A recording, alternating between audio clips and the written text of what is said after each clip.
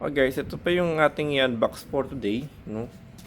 So, may siyang tape ng Zebra, naka-bubble wrap, sealed naman, ano, label. Okay.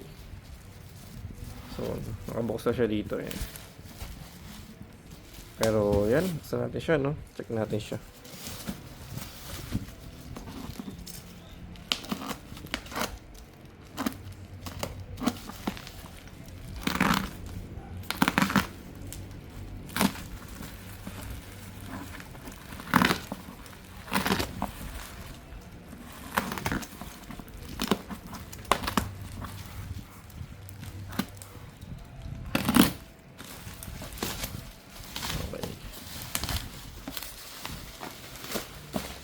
So, yellow. Ayan. Ayan. Kita-kita na po yung NHJ. So, it's NHJ po, no? Ayan.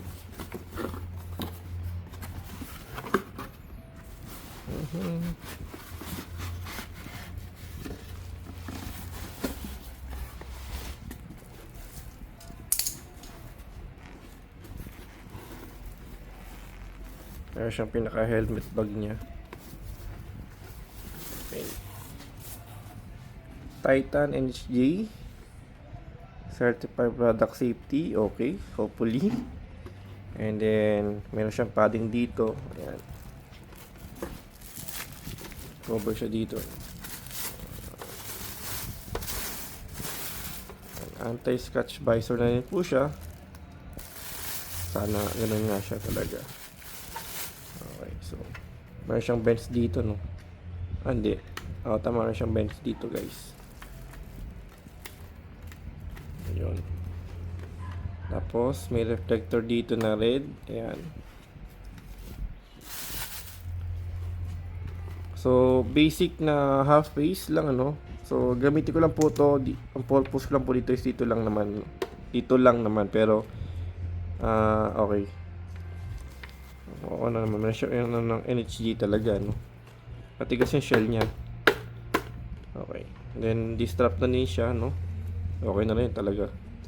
Okay, so for basic na half face, yes, pwede na siya rito gamitin. For me, guys, no? Ayan. Check natin yung isa kasi dalawa to.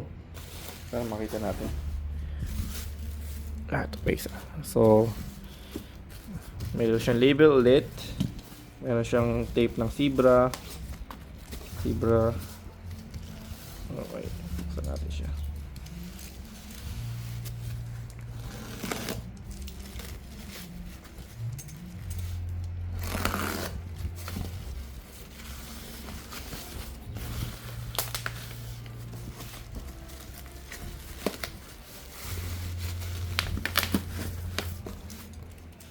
Buksan natin ito.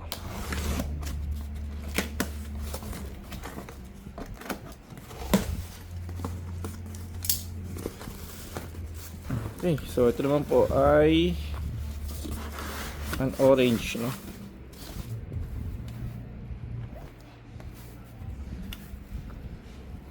So, light color ang kinukuha natin kasi para kitang-kita siya. So, ano po to? Orange po siya. Maganda yung pagkaka-paint naman din niya. Each day. Ayan. Siyang strap ulit din. And then, adjustable yung strap niya. Kaya okay na okay siya. Siyang plastic dito. Ayan. Anti-scratch visor po siya, no? NHD. Meron siyang vents dito ulit. Vents.